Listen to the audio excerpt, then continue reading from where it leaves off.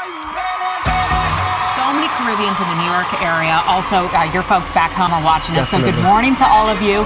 Now, this band, Kes, you guys just released a new album. Yeah. Your music, your style of music isn't just a Caribbean style. It's something that's relatable to a lot of people. Always a ton of fun.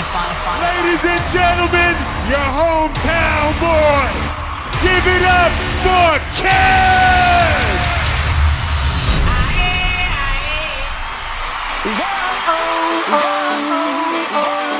Tuesday on the rocks.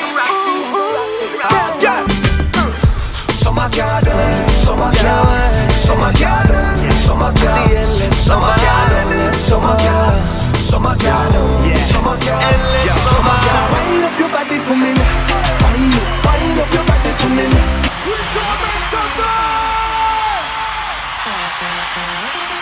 Kes the Band, make you put up your hand. Jam, and then we jam and jam up. Raise up on your hand, and then we jam, and then we jam and jam up. We end up going low, KTP, just for you, baby.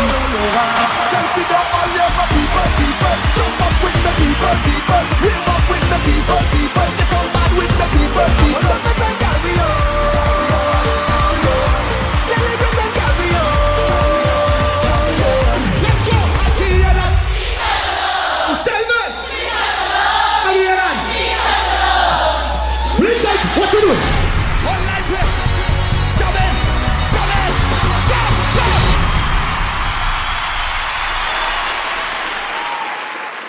Welcome to the show. Kes. K-E-S, K-E-S, Kes the Band. Bless Kes the man. Kes the Man. That's right. With the plan. Well, sometimes. What's the vibe? Oh, all right. Usually I would start the show going down memory lane and doing the backlog and the history, but I wanted to speak to you 2 weeks ago. You know, it was fresh off of the Carnival week, and IzWe took place. 5 shows back to back. Bam, bam, bam, bam, bam, bam, bam. Yes. And you know, I called the management, and management said, listen, buddy, if you think I'm a madman to ask Kes if he will do an interview this Sunday after 5 shows, you want me to get fired? You want me to lose my work? That's our man doing his thing, boy. That's our man doing his thing, boy. You say I'm smarter than that. Big up. Yeah, give him a week, give him a couple of weeks, and we can see what we can do. But I'm not taking that. I'm not going on that road. I say, but listen, it's so fresh. We need to talk about IzWe. That was boy, that time, I'm not gonna lie, every year for Carnival without fail, I kind of go into my own sort of, I don't know, boy, after the show sort of warp zone, you know? And yeah man, so he know the thing. You know too well. He know the thing. Yeah, let me talk IzWe, because I don't know how many interviews you've done since the show. I'm hoping I'm in the top 3. I'm actually this other than like TV and stuff around. Yeah. You know, this is really one of the first. You know, second. But I gotta take that. Not during the show. Actually, probably there was one during the show. Yeah. But that was it. Yeah. Yeah. Not much. Man, listen, I'll tell you how the Tobago was so real, I guess, because if you ask me, Dre, when last you paid to go to a fete or a show or anything to do with the Carnival business, the answer will be, how much? When? Pay? Like, I just go, as work, whether I'm working or not working, I just go. Catch me Carnival Saturday, Dread. I am in London, freezing my balls off.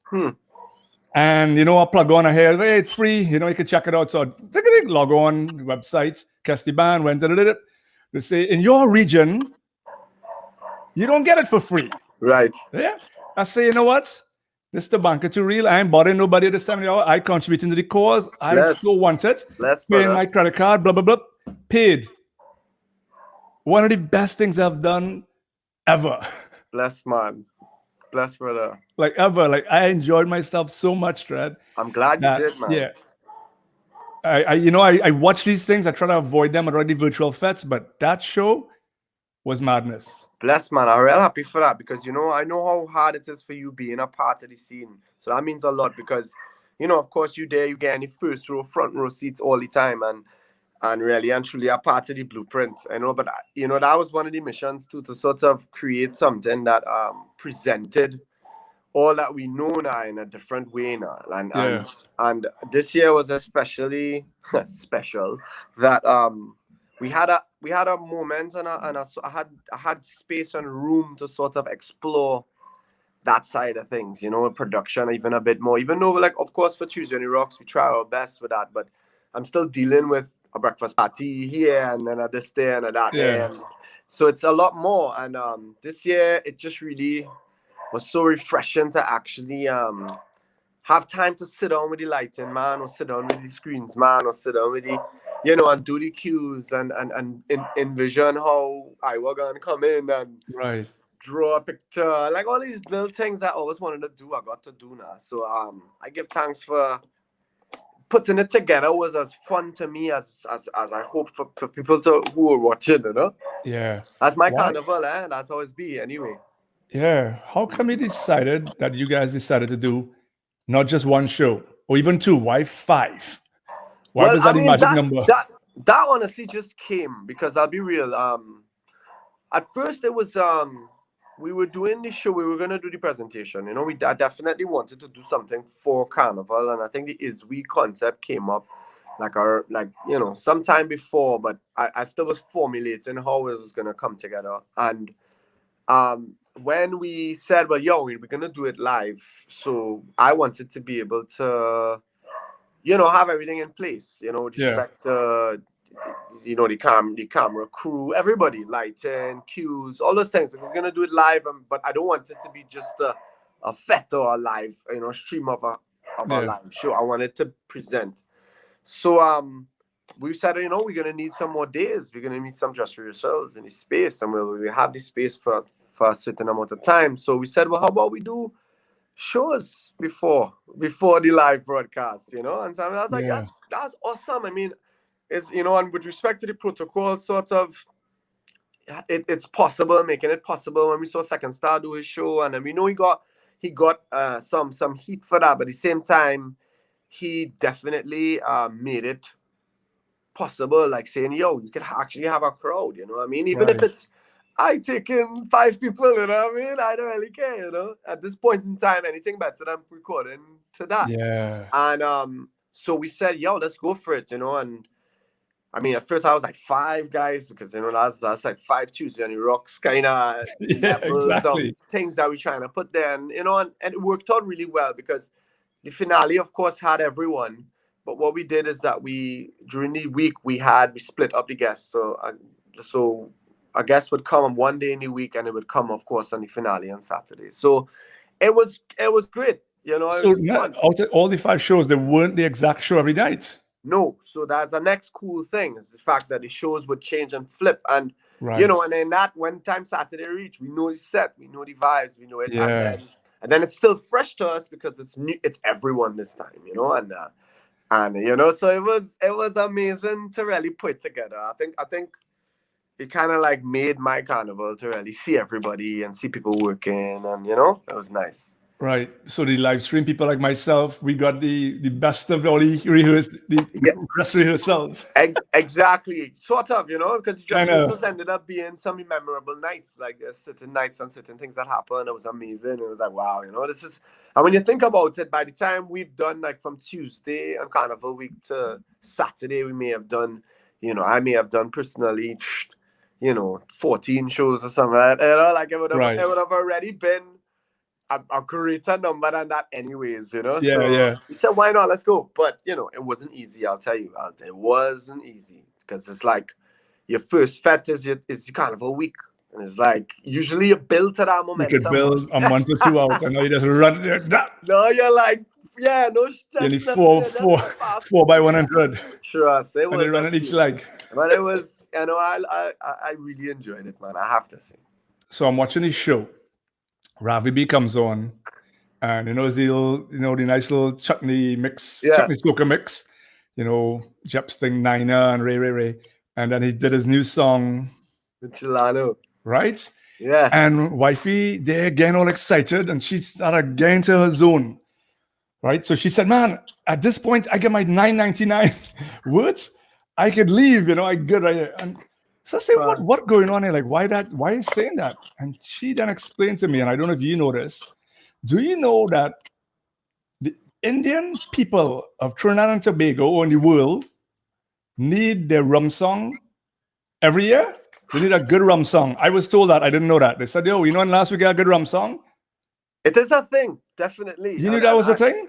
Yeah, no, I mean rum tune. I mean, I guess we've been singing about rum. I know they were around since Pirates days. You know what I mean? Yeah. Since the Pirates days. But it's all good, man. I mean, and I had to pick up Ravi B, man, and Jalano. It was great to link with him, in person too, and just vibe with him for the time that we were preparing for it. And then man, these fellas are stars, and to see them just perform and honestly, I love to hear the band back people. Like because I love how the band plays, but when you're in it, you don't get to appreciate it as much.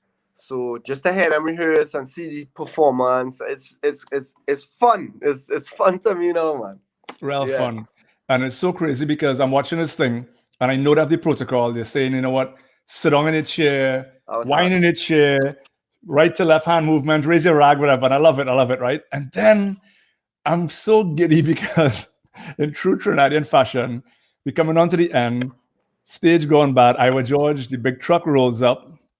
And spoiler alert, I don't know if it's still streaming, if you're done streaming it and when it's going to be, but if you didn't see it, too bad, spoiler alert. It's on Tego, yeah. The big truck rolls up. I was running off the truck, the stage gone bad, and the crowd just decided, you know what, enough is enough for now. I need my 30 seconds or my 10 seconds of glory. And people jump out of themselves. You know what? And I think that moment, honestly, defines what Carnival is in its essence. In that, we follow all the rules up to this. But when they tell you to stop, we can't stop with Bacchanal. Yeah. You're asking for trouble. Yeah. And the reality is that people were I have to applaud Trinidad and Tobago for our discipline in general across the board. I think we've done exceptionally better than I think all of us thought that we would. Exactly. And I think that in the show, it was insane to see that. And it was hard for me because I even asked, the crew after the first show, was like, you mean they can't even stand up? Like, I trying to negotiate. Rationalize it. But, the reality was that, you can't. But to see people, I think what was cool about this is that I think, yes, that part, we jump up, but I think people understood why. Like, everyone understood why. It was like, yo, you did so good up to this point, man. You allowed that little small break and then come back and sit down. And but you guys are wicked. You guys are wicked. I mean, you can't give Trini a big truck on Carnival Saturday.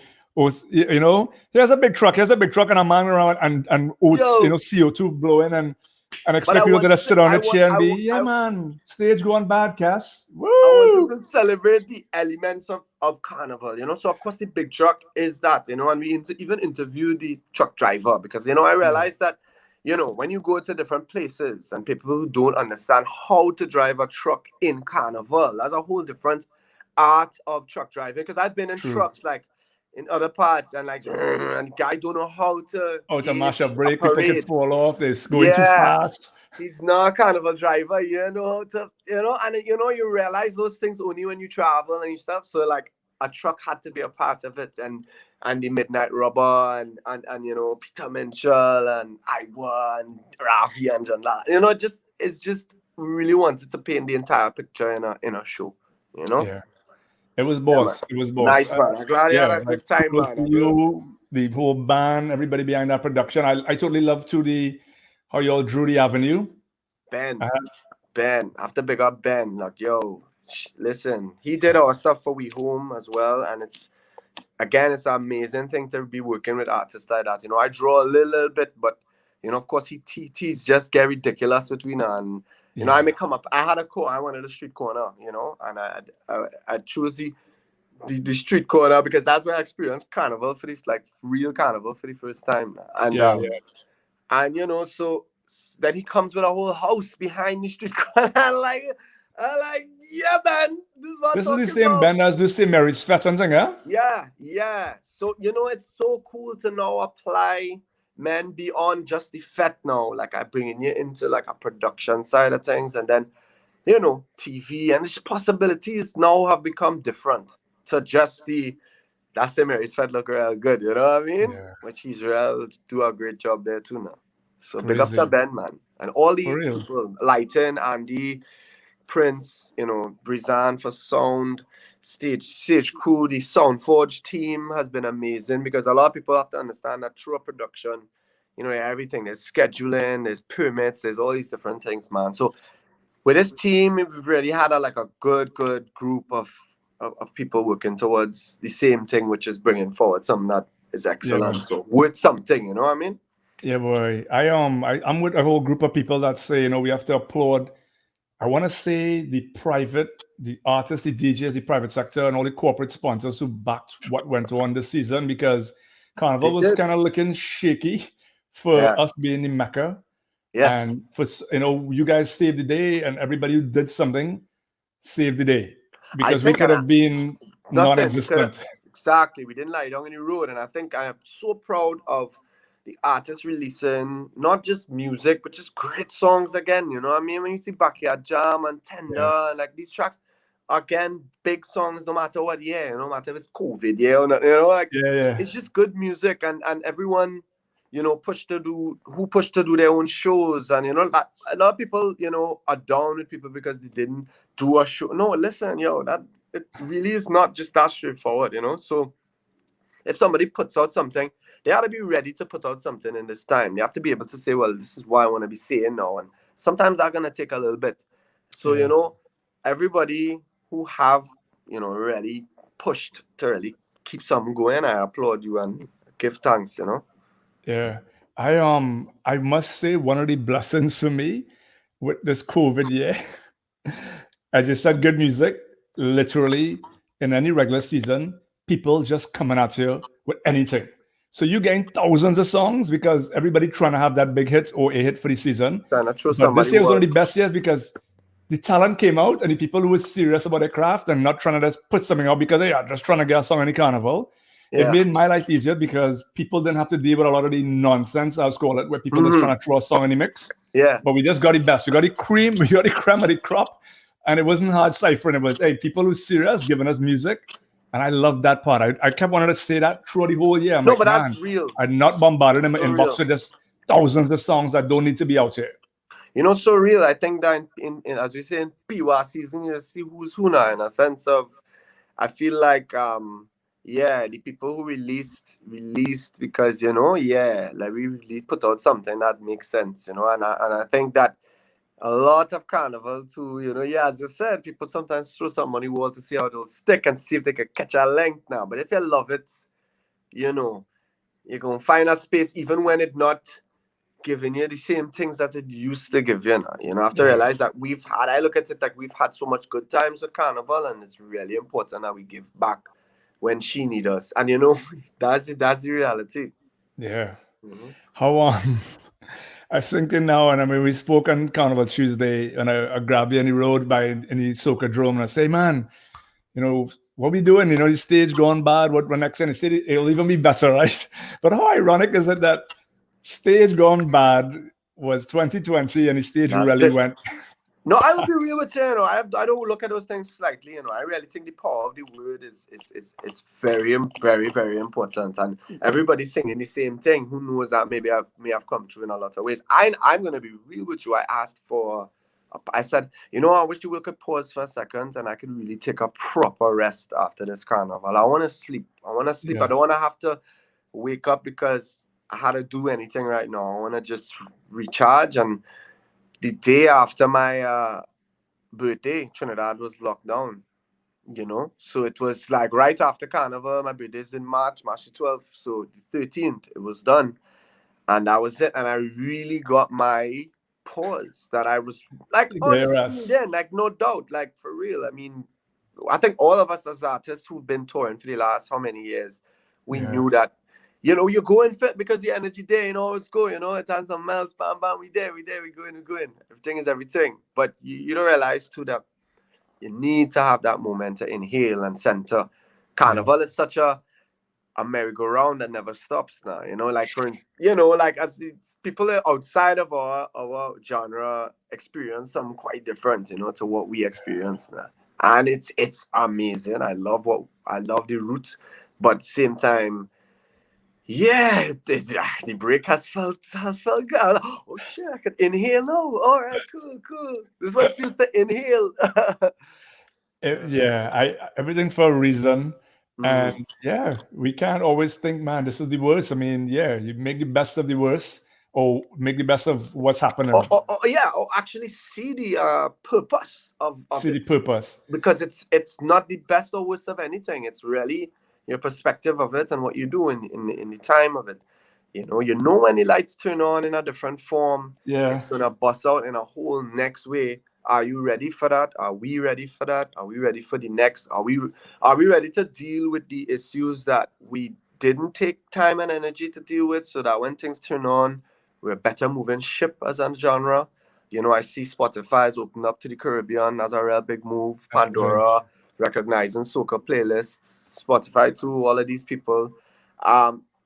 We're gonna see continue to chip away all those things. Now, most of all, we need to be making material, need to making work. It's hard, of course, because to do an album course, you know, and we really need to. But I feel like we're in a place right now where if we release the most albums right now, it will make a big statement. We really have to put our bodies at work.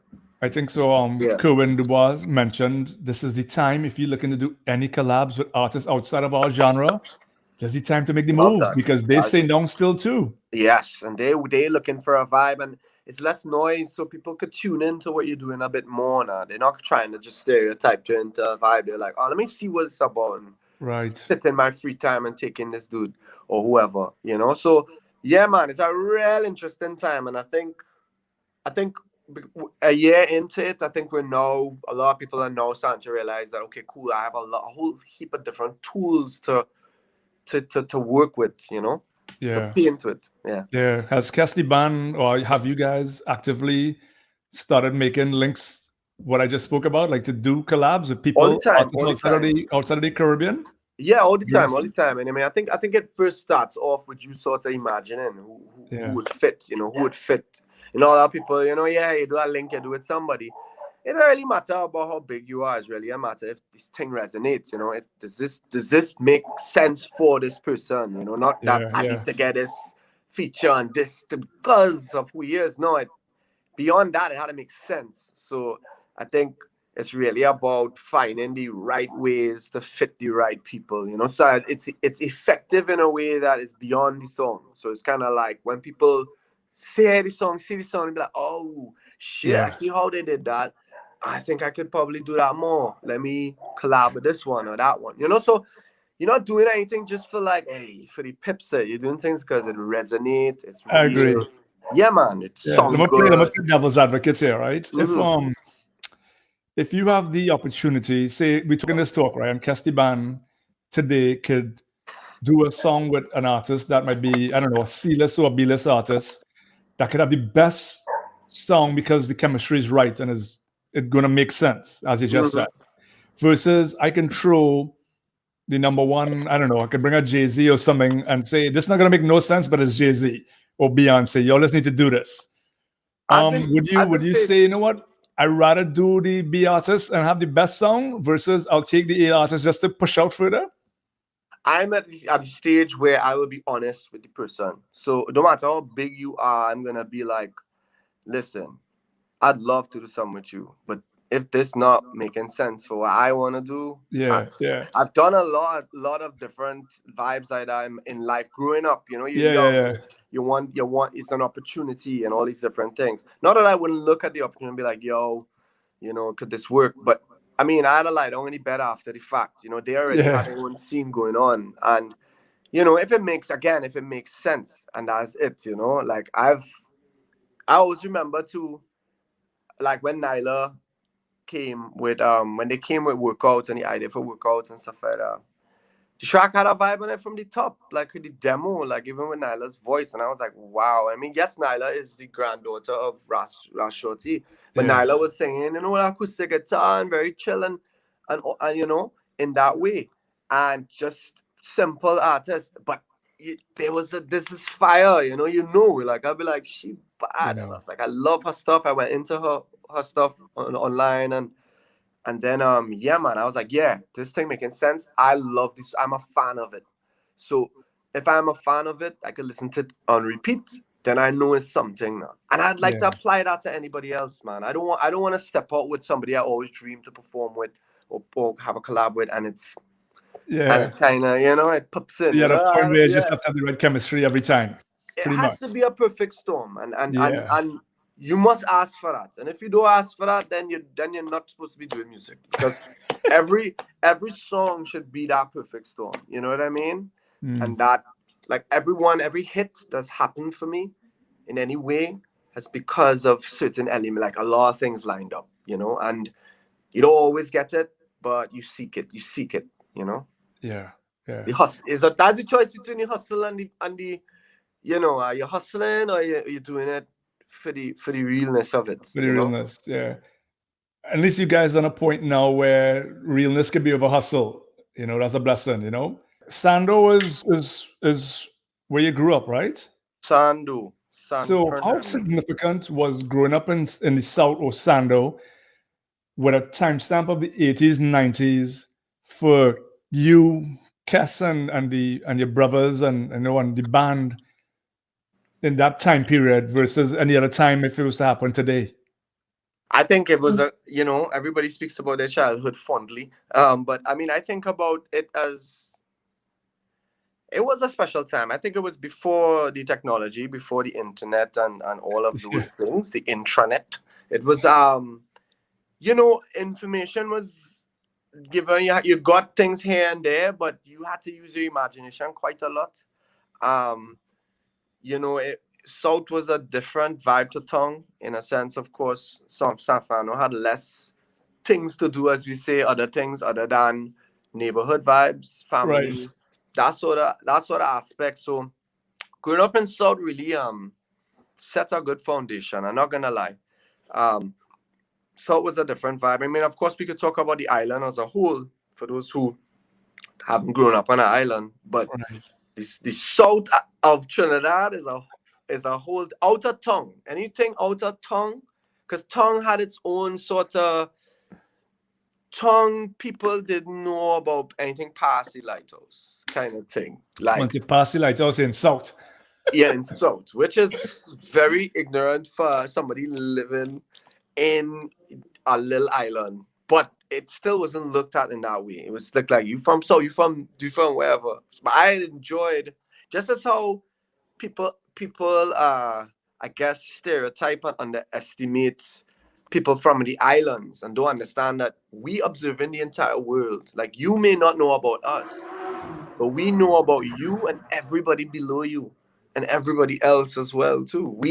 Our view is the world. We know about Mussolini in Italy. We know about all the states in America. Plus, we know St. Kitts and Guyana and Venezuela. But you grew up in your state and you never leave that. You don't even know what's the next other state. You don't even know how it is. So I feel like we're in an advantage that is underestimated, and I feel like South was that as well, where it is that you kind of could observe tongue from the outside perspective easily because you're not really a part of it in a sort of emotional way. So I felt like growing up in South really gave us that sort of focus when it came to things. You know, it was like we're always the South man and South people, and we had to prove ourselves in a sort of way. Right. So you couldn't be shaken by South man. You're saying, but you're doing it right. You had to do it. You had to take the name and say, all right, cool, yeah, man, I do know how to do. You know what I mean? And you fight different. Yeah. Pick up Sando.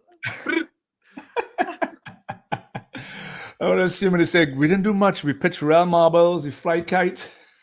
all of that. But we build stage, you know. We build equipment. We dream. We sit down and we dream. We say, yo, we're gonna do this. I can sing in a truck. I can do whatever it is I want to do, you know. And I love that. So that segments in right into some other things that I wanted to know, because you're saying the dream, 1998, you guys started off as a cover band, right? And it's called Limestone. Yeah. Limestone. Pop rock, right? If I'm right.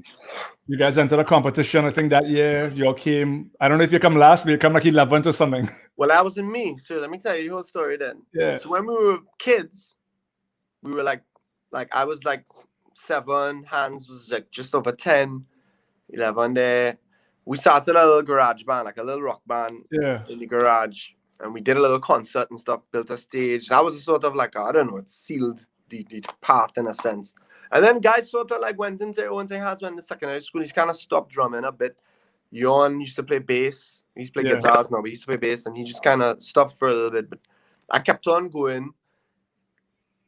Through choir, I met other people. And I started to do like R&B. We used to be in a quartet, with 4 people. Okay. Michael Zephyrin, Faye Ali Bokas, who's from Trinidad and Tobago. Michael Zephyrin, who he went on to study in music school in Manhattan and Juilliard. And then Mark Alexander, he ended up being an editor for Fox and all that kind of thing, but an amazing songwriter. But all of us were kids in school, and we started to do gigs and shows, so little tea parties and fashion shows and stuff like that. So we were really good. And then my brothers and them started back up the rock band. Like my bro went into scouts and drumming, came back, and he was like, nah, I need to. And I think his friend, somebody was saying, let's enter this competition, some musicians in school. And he got back, and that's where they met Riyadh. And so they were a rock band, and I was in my group separately. Right, so you were the quartet, they were the rock band. They were Limestone. Yeah, and they entered as Limestone.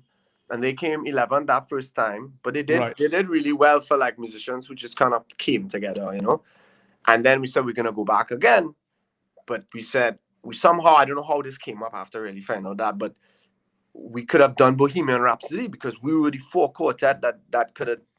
We doing classical and choir, and we know how to do it.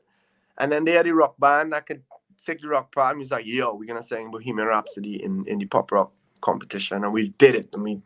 Nearly, we won, of course, because that song was just amazing. And then all of us who did it, we just ended up saying we love this so much, we don't want to stop doing music. And other members sort of left, and and then out of Limestone came Rhythm Orai. And right, can you not pronounce it? What is it, Rhythm Orai? Rhythm Orai, right? Okay. So Rhythm Orai ended up being the first sort of dabs in original music in that way. I was writing in the quartet, but like in there we were trying to, we threw a party in Michel Xavier's backyard to raise funds to do an album, to do a song, to record one song, right? We recorded a song called Runaway, which is a kind of rock reggae track. And I remember us going to Hot 93 and 95 trying to get us played with a CD. And like the guy who was there was from Naps, South again. Yeah.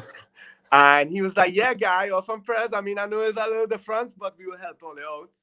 And they played Runaway. And so while that's going on, I was as well experimenting, going Caribbean sound basin and checking out Anastas Hackett, who did Toro Toro and who did Super Blue. All those songs and thing, and CSB at the Caribbean Sound Basin at that time I met Zan, I met Nadia. I did a song with Nadia, my first soca song at like 15, 16 with her. She had a group there. Everybody's trying to bounce around looking for it, Yeah. So the rock thing was going on, original music thing, and then the soca and R&B vibes was going on too. So I feel like only now in my life has all come together. Because I've always been sort of like it's been there for a while. It's been this. I guess that came together in 2005 when Kes The Band was formed. I still think that we were sort of serving 2 situations. Like we were doing stuff that was not carnival. Yeah. And just like rock and like good vibe, and then all of a sudden we're doing a soca song. Yeah. So I feel like over the years, sort of like put the sounds together. Like you could get a soca song that may feel a little more pop, or a pop song that may feel a little bit of soca. I agree because as I was going through your catalog, and listen to all this stuff, I'm thinking, yo, Kes and them back in the day, 1 minute they say it'll be a big soca song for Carnival, and 2 months later, it's like something you want to be in a room drinking and slit your throat and drink Amazon. Exactly. So it was like, it definitely like was in all directions a bit, but it was also to figuring out your limitations and stretching yourself creatively. So now I feel in a place where I have access to all this paint. Yeah. You know, and that I have knowledge of rudiments of how to put it together that feels like it's not, it's natural to do so. Yeah. Probably it just is, I personally after going through the catalog say I want you guys to bring back a little bit of the original Kes The Band that had that pop Caribbean rock flavor. Because that was the difference to me. If you talk to a lot of people who in the soca business, Carnival life, we say, hey, listen, because I do this for a living don't mean when I switch off of the FET and I go home now, I'm still in FET mode or listening to soca. You might put on Bob Marley or some classical music. And you guys, Kes The Band was that for me. So I could leave and say, you know what? I could listen to AOA or something for Carnival, but then I could hear Take Me Away. Yeah. And that's somehow something and feel totally in the same band, but not in the same mix. Well, definitely that. I mean, especially the work that's to come as well too. And even like stuff like there's always that one song that they're gonna be songs that's like almost like sugar dissolvable for Carnival and ready. But even with those songs, like we may have a guitar lead in it, we may have different types, and I may take a song and do it over, like Reason to Love. Like Reason to Love was on Private Ryan Rhythm, but I did it over on We Home's album in a totally rock ballad sort of vibes. And another song called Beautiful Life that's on that We Home album, that's just me and a piano. And so it's like, I'm not afraid to do it. I'm not afraid to actually put it together because it doesn't feel different to Hello or Endless Summer or any of these other things now. And, and then as well too, again, doing the We Home album sort of helped us get back into the live elements into music now. It was real cool to just record with the band, and we've never really had a chance to do that. So I think we're on to something where you're gonna guess like all kind of music, because I feel like now is the time. I feel as if we were kind of ahead of it before, in that it was a little more difficult to sell someone that I'm gonna add this distortion instead of brass. Now I feel like people are so much more open and so much more listening to everything. So everything's so much more available information wise. It just feels like, now is the time to kind of just do everything, you know what I mean? But I'll always be from where I'm from, I always have the swing and the vibes, and you'll always hear that aspect of it in it now. It might be, it might be a rank, it might be a stage gone bad, but it could be something that, hey, I know. I could feel if you could drop the word Bougainville in a song and make it sound cool. I've always been fascinated with artists who did that. I mean, like Shadow did that, Ataclan, Maximus Dan. These people take like the language and sort of like just apply it now, I mean, even the kids know, like I find like the Trinidad movement, it feels as hard as dancehall, but yet very Trini, very, very Trini. And that to me is genius, Yeah. Crazy.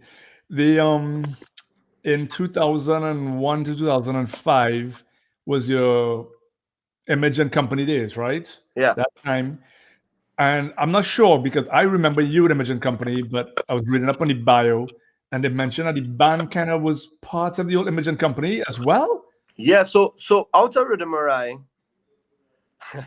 so Rhythm Marai ended up meeting Joey. Right. And at that point in time, 2 of the creative members were going to go to study university. We were all 18, 19, So it was a choice to make, either you're going to be a vagabond or you're going to tie your shoes. That's what we call vagabond. Put on your shirt and your tie and go and enter. But it wasn't that at all. These guys were going to pursue something, even bigger than that they wanted to do. And so at that point in time, we joined with Joey. Joey kind of proposed to us bringing back Second Imij, Yeah. And he just found that we had the vibe. He saw us on some charity show and he loved our vibes. And we said, yeah, cool. I mean, the fact is, we loved Second Imij. And right now, the band sort of kind of splitting a little bit. So 4 of us, me, Riyadh, Hans, Yon, went over to with Joey and Imij and Company. Right. So we formed the core of it. Well, drums, bass, guitar. I never knew vocals. that. So you're telling me the drummer for Imij Company for those was it 4 Hans. years was Hans? Yeah, bass man Uriad and you on guitar. I don't know why that never struck a chord with me because I just kept seeing Exactly. Michelle X and you. We called Michelle. We said Michelle. Right. They had auditions, and I remember Michelle sang an Alison Hines song. And we were like, yo, she could sing it because she could have covered songs really good. She was part of a rock band when we were kids, and she would sing No Doubt and sound exactly like her. And we were like, yo, let's give her a shot, and she killed it. And we were like, all right, cool. And that was the band for the time, you know. Ghetto Flex came in after the fact. He was in second Imij, so he came in, and Joey was, of course, leading the flock at that point in time. And then we just, that was the introduction into soca for me. I mean, really. Soca, yeah. And seeing, before that was really, we were on the peripherals and in rock and in all the... Anything could have happened. Yeah, and that step into soca really was a learning lesson and a learning curve, man. It was really amazing to see what was already there now. We were accustomed trying to dream out, hey, we want all of these things, but almost like not realizing that what has been done here, so much amazing stories that have been untold, and I learned so many things along the way now, walking through Calypso and soca and things. Mm-hmm. So that was, you would say, that was kind of like a natural calling, huh? Because you guys were on a more of a, let's say, a pop rock, and it could be Bohemian Rhapsody, and all of a sudden we were even in Rhythm Ride, we were combining, like, because of Nigel Rojas and Orange Sky and stuff, we were on the tip of combining Trini vibes with the rock stuff. So we were always sort of like, there was some soca-esque songs and stuff like that, but it wasn't like for mash up a party or nothing. It wasn't for anything like that. It was just, we took elements of it, and we were having fun, and I still feel like that was the formula, and that was that, you know what I mean? Right. So true. You guys were a huge like component of the whole island pop. They used to call it Caribbean pop, island pop movement, and that kind of was a big deal for a while, and it went away, and it's still kind of there. And what's your take on that, though? Well, I mean, when we were it's so crazy. I mean, 2010, I think I was real frustrated in the soca scene. I felt like we were working really hard, but we weren't being, at that time, when you're young too, think about things differently, and felt like, I don't know where this is going, or like, like you're fighting up so much, and then people still giving you, it's coming up, and the fight and all of them talks and all of them things. And I think when I totally just sort of said, fuck it, whatever, it's when a next level of creativity started to flow in. It's almost as if I had to let go of my, like, view of what it should be, and then, like, as soon as I just did that, I'm just like, whatever's to come. And that year we did a pop album, so I did a whole pop album called Stereotype, which was just whatever. And it was me and Johan, Madman Johan, and we were just like in the hole and this. But then, like, in the top of that, though, Johan and them gave me Where You're From, music, electrolytes, rhythm. Yeah. And I was like, big rhythm. Oh, this thing is sick. I was like, but let me write a proper song in it. My head was in the space of like pop music, but I was like, this is a soca boy, but it have pop elements. So I took a whole year actually to like really write that, and then I wrote it. And then we were like, yo, we have some fire heads. Like, this, even though it's dance, yo, it's feeling like a soca song. Let's give it to some of the artists. 2 artists didn't really, it was a little too pop for their liking. And then Marshall kind of was interested. But yeah, he was still dealing with Advantage and all of that aspect. Yeah. So we said we're gonna release it anyway.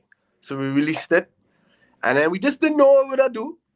And so when you released it just with you guys on it, or Marshall's already on it? It was we're just gonna drop AOA. Nah, it was just us.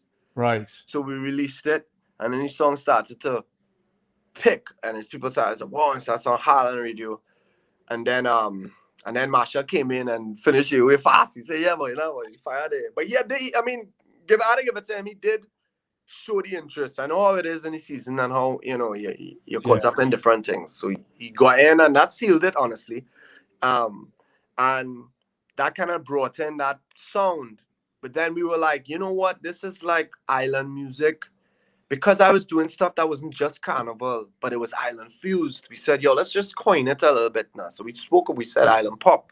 So we call it island pop because it could be soca, it could be a love song, it could be, you know, it could be any, it doesn't have to be in one thing now. So, you know, and that's where it came from now. And then people kind of ran with this and do what they want with it after that. And that's cool. And to me, everything comes with a timing, because I feel as if that the dance craze sort of cooled off a bit, and the electronic with the soca started to change. And I feel like people now, you know, as look at Nelson recordings, it sounded disco when disco was big, because we were trying to, you know, hop onto the disco train in a lot of ways. You see when 90s, when dancehall started to big up with Marshall doing Music Farm, all these things were fusions with dancehall and sort of like called soca, you know. So every time something's popular, it's sort of like crosses bit. But one thing we always do, the reset is always back to Calypso. So like, as much as Where You're From was huge, and Come Gal was another song that I did with Class at the same time, was like a bip bip bip bip, was, I mean, I still love that song. What Less was the song that year that really, in 2011, that was it. Out Where From, What Less, it was a thing. It was a big year for music for us. But What Less was that Kaiso, and like that, no, as much as Where From was huge, What Less boomed out beyond the borders. Like, even, and it had no dance in it. It had no elements of nothing else, and it was just a soca song, Calypso soca song, and that one opened doors. That's when I was hearing my song playing in Apple or like all over. I was like, what? And it confused me too. I was like, what? That's why, what? You never, that's what kills me in this business. I love it, you though. Never know. When you think this is it, something is just coming. When you think this is it, it's like womp, womp, womp. No, but it's like The Alchemist, though. I mean, if you ever read that book, you'll understand that, like, you know, it's always right there under you. Like, you sometimes have to know that it's there. It's just your application of it now, you know? So, stories, man, music, stretch your life, you know? Yeah, I like how you did say everything is go back to Calypso, because funny enough, I was wearing this sweater on the plane just Friday, flying British Airways, and it says you know, if the love doesn't feel like groovy soca, I don't want it, right? And I read it, and he said, "There's so much words. What is it?" And he said, "So what's soca?" You know, and I didn't. So I basically thinking, okay, I could give him the whole reason, but he didn't want to hear this on the plane. So I just said, listen, it is a spawn off of Calypso. And he got Calypso. He knew what Calypso was. And I told myself, you know, all this time we're trying to get soca as a genre and soca. But maybe we should push Calypso because the world knows Calypso. Put Calypso as genre and then put soca and the Calypso.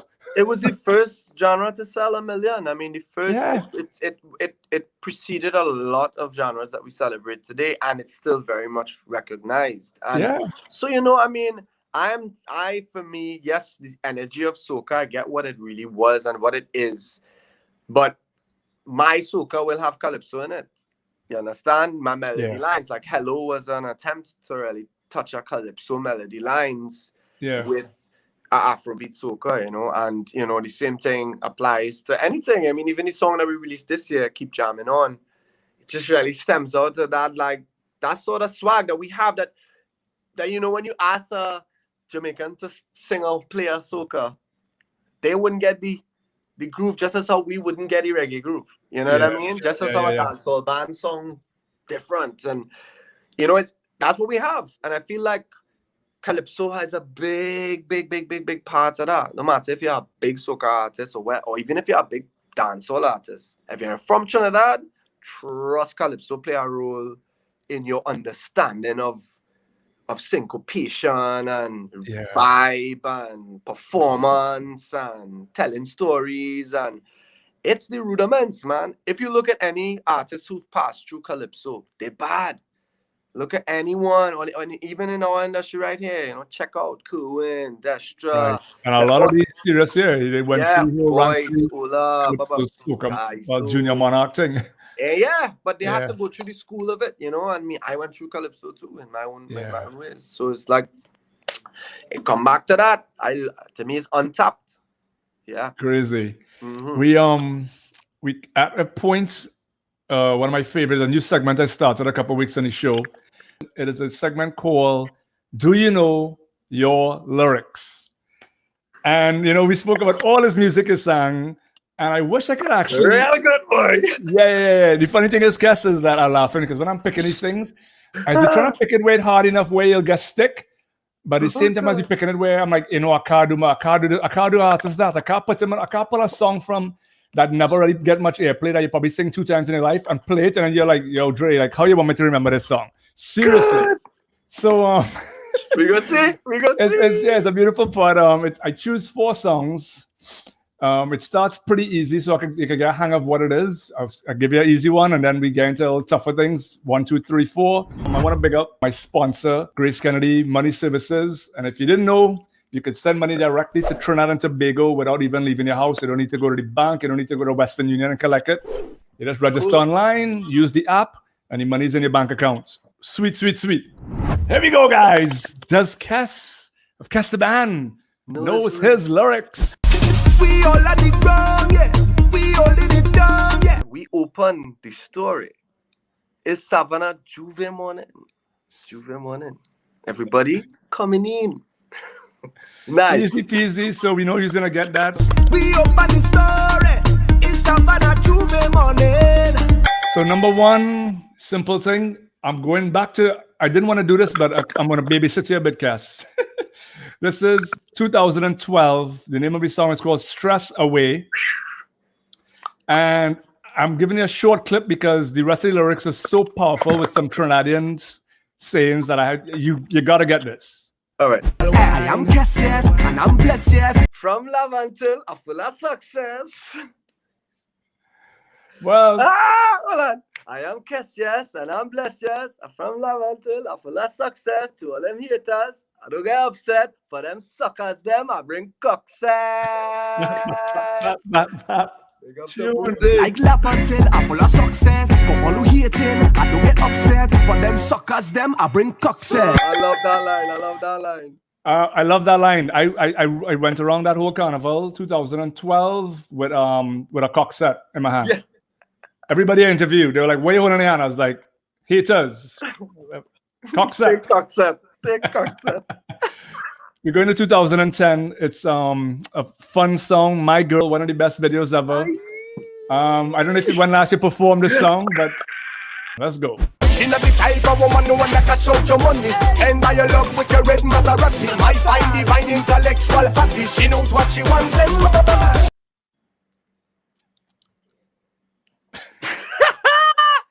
Yo, she knows what she wants and more. Oh my god.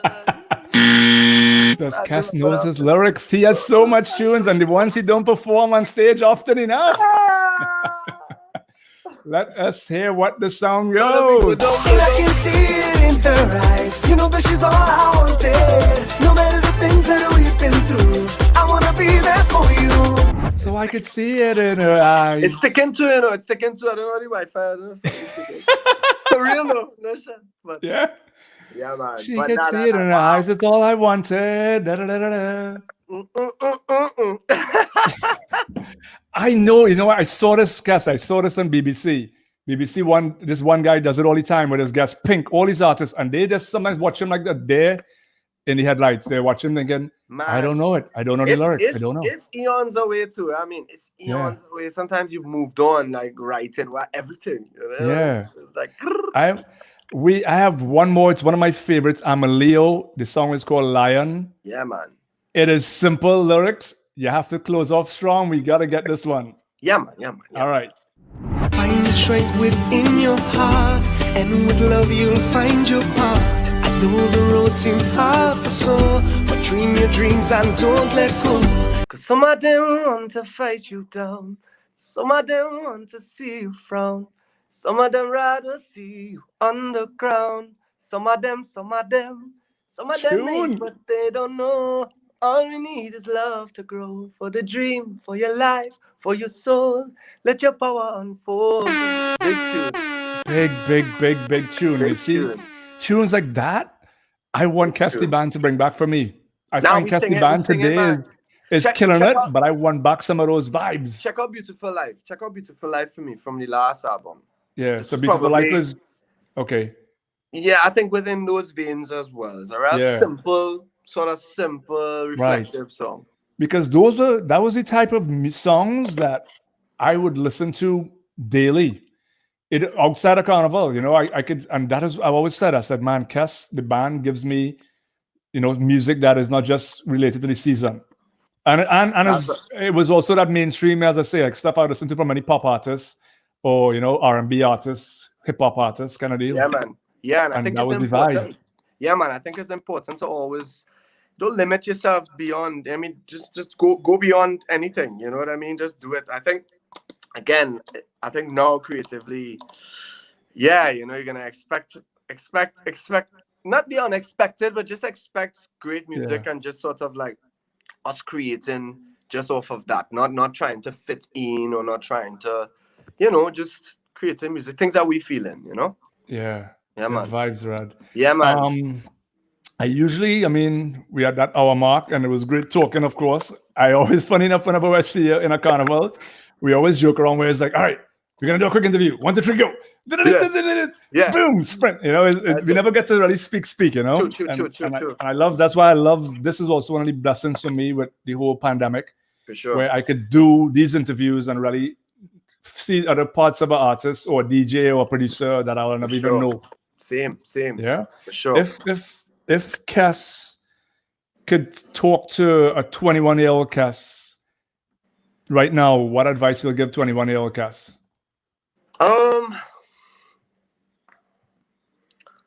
I think I was brave enough, man. You know, what I would say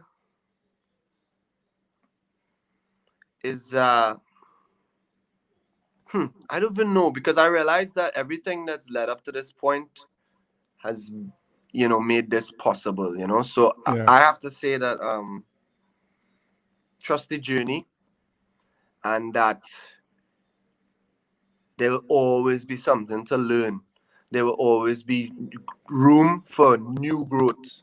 So it's not about the destination, but this is about the questions that you ask and how close does it represent to what you want to experience now. So ask the universe the right questions, at least the questions closest to your heart, and don't be frightened to do so. Just do it, you know? Yeah. And that is it. And keep on asking, because sometimes you get the answer and it's not really an answer. It's more like, okay, and maybe I should have asked for something a little more specific. And you get more. And I think that trusting that process is a big part of taking the best. How would I say? When you have an opportunity, you use it best when it is that you're focused. That when you know that, hey, cool, this may not be the biggest dream that you're gonna dream of, but this is a stepping stone towards something that I have a vision for now. You know, and trust that you're here now because you're here now. This is what you could handle energy-wise, you know? So, you know, when you're ready to deal with the big hose, then you'll be able to deal with our level of thing. Yeah. Take it in stride. Keep asking questions. In other words, take it in stride, everything in its time, man. You know? Everything in its time. That is the message, for real. Everything in its time. Just like this interview. I had to wait like 2 months. That's right. Run down, beg. I had to end up paying a man on the side. Nah, boy, now is the time, man. Now we have things to talk about. You know? Yo, good vibes, Red. Yes, good vibes. Good to see you, good bro. energy as always. Yeah, man. And keep doing what you guys doing. I laugh because Madman, I was supposed to mention this, but Madman Richard. Yeah. At what part he's kind of helped you guys out off and on? He was part what he was actually doing Ableton's like Robbie. He was working the machines like Robbie. He was our Robbie. It was you, Robbie. Okay. Yeah, and I figured so. The first 5 years of Kes The Band, or the first I wouldn't say, I forgot the amount of time, boy. Madman, sorry, boy. I know it was a while. Yeah, he was and Robbie then, with all the helps. And then he went and he did his own things, and now he's back with us. Actually, he does screens and stuff for us because he knows the band. he could play with, so he knows the timings, he knows that stuff. So Yeah. so he's back on with respect to production, like screens and so it's kind of cool. you Right. know. We have a running joke every time he sees me, or if it's a happy birthday or me live, and he say he's called me the 16th member of Kes The Band. Oh shit. He's like, Dre, the number 16, 17 member of Kes The Band. I'm like, yo, Yeah, you know, I'm honorary at the very end, as you know, I might hold a Twitter box from time to time, walking with That's some guitars, but and Cool. even I got a chance to do the bunny bunks in Yeah, man. the Soca Cruise Juve. You've seen a very interesting time for soca last Yeah. 20 years, you know, like, is it so long, is it? I mean, at least I've been in this thing for about 20 and I know you have as well. So Yeah. it's been an interesting time for soca, you know what I mean, in general, I think. You know? Definitely has. I asked the question because I tell myself, people always say, every new artist is telling the same story where they'll say, man, I want to just get soca to the world. I want to get in North America. And I'm telling myself, I've been hearing this for the past 20 years. Will it never stop? Or will we just eventually, one artist will get there? Because every new artist, their dream is, I want to get soca internationally. I'm thinking, we all do. We've been trying. I'm sure Sparrow probably said the same thing, you know? And Kitchener.